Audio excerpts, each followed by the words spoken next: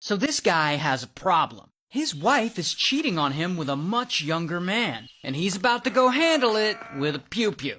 Now the guy, his name's Matthew, and Matthew's around 37, and he's living in Michigan, and so Matthew's wife is smashing with another dude. Now his wife is this woman, Kimberly. Kimberly's 40, and one day in 2012, Kimberly's out at a bar with some friends for her 40th birthday, and that is when she meets this guy, Danny. And Danny's 27, so he's a little younger than her. Regardless, Kimberly thinks Danny is fine, and Danny thinks she kinda fine. And so they hit it off, and eventually they start secretly smashing on the side regularly. And 3 years go by, and it's now 2015, and Kimberly and Danny are still secretly smashing. But one day, Matthew finds out about her cheating. I'm not exactly sure how he finds out, but he does, and he's pissed off, and he's hurt, and rightfully so. However, he doesn't leave her. Instead, he goes and he confronts her, and he's like, if you really love me, then you'll end it with that guy. And she's like, okay, fine.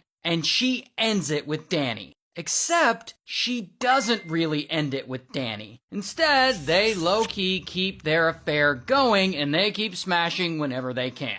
While at the same time, both of them are just living their lives like normal. Kimberly is still married to Matthew, and Danny, he even gets engaged to another woman. And to make it worse, Kimberly is even secretly paying off some of Danny's credit card debt with money earned from her and Matthew's family business, which is just diabolical. But whatever, I guess Matthew has no clue this cheating is still going on, and so Kimberly and Danny, they keep doing it. And it seems like they may never get caught.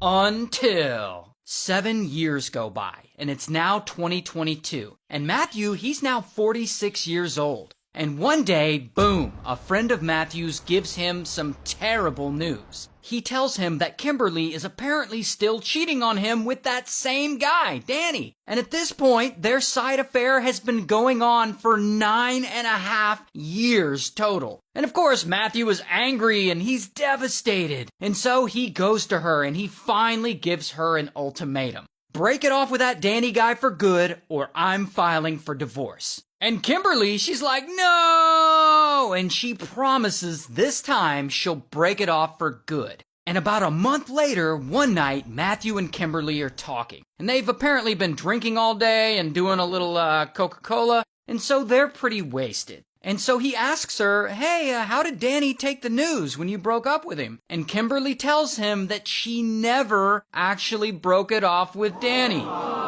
And again, Matthew is like, what the f***?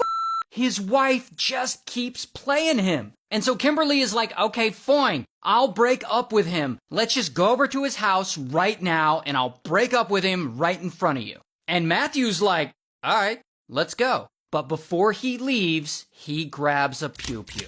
Meanwhile, Danny, he's at home in his garage, and he apparently has no idea that these two are about to show up to his house. 15 minutes later, Matthew and Kimberly pull up, and they get out, and Danny's garage is open, so they just walk right in, and this causes a whole scene. Get out of here, bro! Get out of here! Danny! I'll blow Danny! Get out of here! Danny! I'll blow Stay away from my wife! Now at some point, Matthew pulls out his firearm, and in response, Danny pulls out his, and blam, he fires a warning shot into the air way over Matthew's head. And so then Matthew shoots back at Danny, blam, and a bullet flies and it hits him in the foot. And I guess Danny fires back again and he misses. Then Danny's like, oh sh**, and he takes off running out of the garage, limping around to the other side of his house, while Matthew follows him with his firearm still drawn, and he's chasing him. And blam, Matthew fires at Danny again. This time, Danny gets hit in the knee. But he keeps running to a different side of the house. And he yells something that I don't quite understand. Sasha! Ah!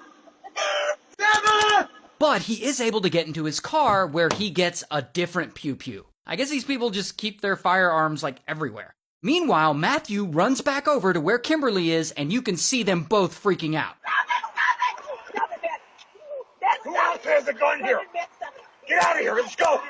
Who else has a gun here? Let's go. And so I guess Matthew realizes that there are more people on the property than just Danny and that they better leave because all these people might be armed. And so they both jump into their SUV and Kimberly puts it in reverse as they try and get the hell out of there.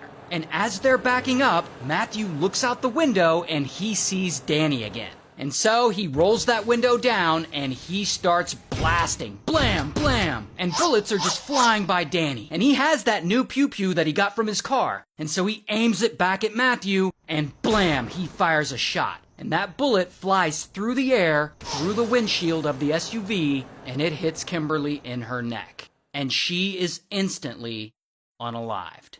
And from here, several people call 911 and a bunch of officers, fully armed, show up, ready to figure out what the is going on. Sheriff's what? Sheriff's what?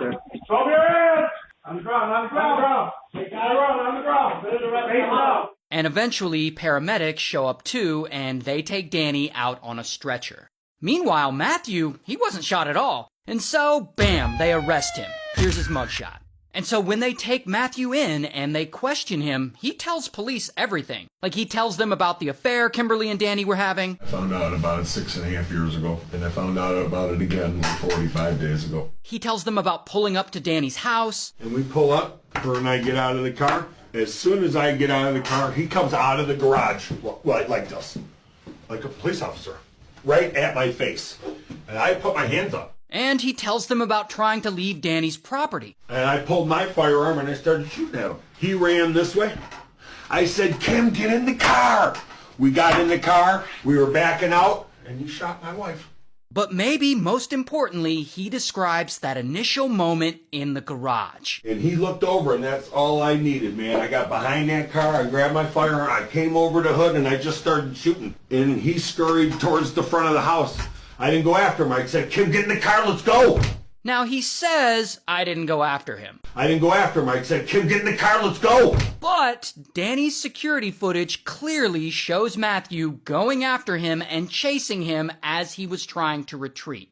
But anyway, eventually all of this goes to court. And even though Danny was the one who fired the shot that unalived Kimberly, ultimately Matthew is found guilty of manslaughter. Because they found that he's the one who brought Kimberly into this dangerous situation while he was armed and ready for a confrontation.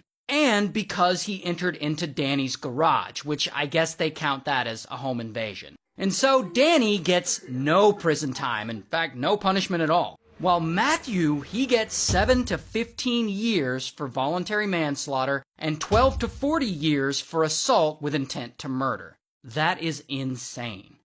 Hey, just reminding you that my entire catalog of true crime videos is now on Spotify. So if you want to listen to me over there, it's called the Ray William Johnson True Story Podcast.